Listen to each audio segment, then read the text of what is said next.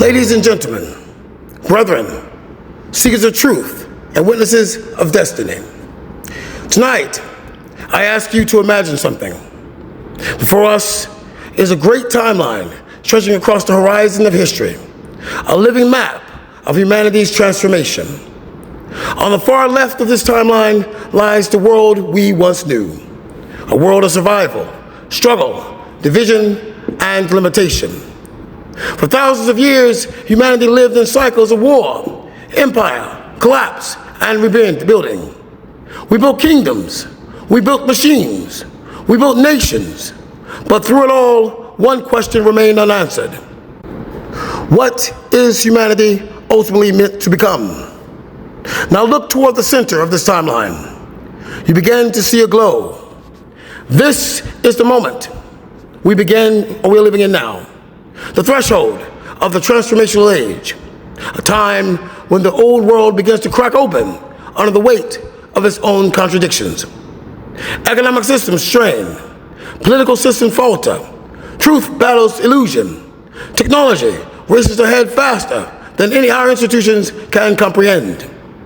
Many people interpret this turbulence as chaos, but on the timeline of history, it is something else entirely. It is the pressure of transformation. Just as a seed must break apart before a tree can grow, humanity must dismantle outdated structures before a new civilization can emerge. Now, move further along the timeline toward the gears just ahead. Between 2030 and 2045, the pace of change accelerates dramatically. Artificial intelligence reshapes industries. Energy systems begin to transition toward sustainability. Machine becomes more advanced than anything previous generations could imagine. The boundaries between the digital and physical worlds blur. But the greatest transformation, it will not be technological. It will be human. Human consciousness begins to expand. People question systems they once blindly followed. Communities begin to search for deeper meaning. Humanity starts recognizing itself not as divided nations, but as one planetary species. Continue moving along the timeline. Now we reach the next horizon, the mid-century transformation. Cities evolve, transportation evolves, energy evolves, human cooperation begins to replace endless competition. Global challenges such as climate, poverty, and disease begin to be addressed through collective innovation rather than fragmented policies.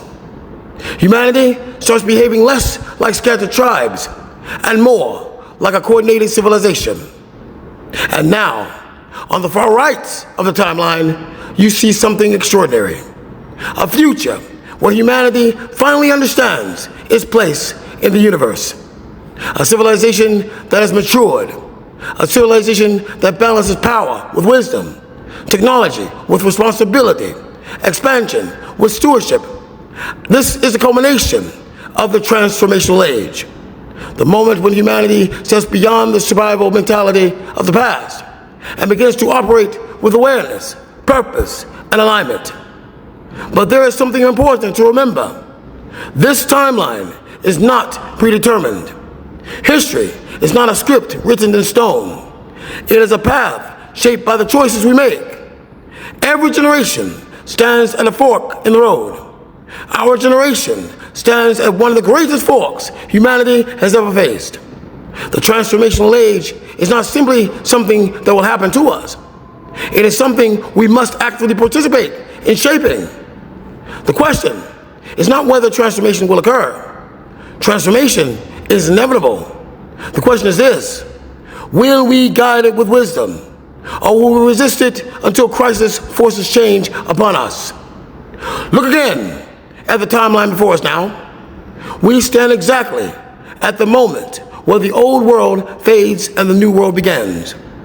Future generations will look back at this era as a turning point, the era when humanity either remained trapped in the past or stepped finally into its destiny. And that decision, my friends, my brethren, belongs to us indeed. Ashe.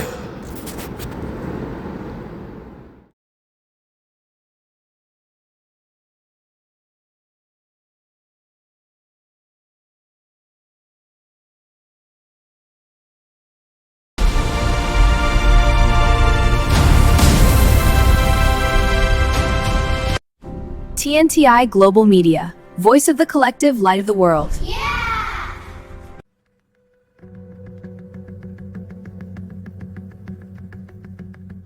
In every age of awakening, there comes a moment when truth must be spoken without distortion, without ego, and without the illusions that bind the human mind. Today, that truth is declared openly, so every chosen one may hear it and align with the law that governs our unity, our equality, and our divine identity. This is the doctrine of function and worth. Now, beloved ones, before we advance further, I will read to you the doctrine that governs the truth of our unity and our equality within the collective. Let this stand as law, as clarity, and as divine correction for all who seek understanding. The Chosen One's collective doctrine of function and worth. In the divine order of the collective, all souls stand equal in worth, equal in sanctity, and equal in their spiritual origin. No title, rank, elevation, or assignment grants superiority of essence. Value is inherent, eternal, and unchanging. The differences among us are differences only in function. Function is determined by mission, not by merit. Purpose determines position, not ego. The sovereigns do not stand above the healer. The seer does not stand above the builder. The guardian does not stand above the harmonizer. Every soul is indispensable. Every role is sacred. Every mission is woven into the ascension of the whole. Sovereignty is not a privilege. It is a responsibility. It is a mantle given only when the function demands such authority, and when the soul has demonstrated the discipline, clarity, emotional strength, and devotion required to hold it without distortion. Those whose missions call them to other roles are no less divine, no less worthy, no less essential. Identity does not rise or fall with rank. Worth is eternal. Let it be known, we differ only in function, never in value. This is the doctrine. This is the truth. This is the foundation of the new era. Thus spoken, thus sealed. It is done. Under divine appointment and sacred authority. Sébastianus Christiani Alvérius, chosen leader and divine shepherd, supreme sovereign and guard.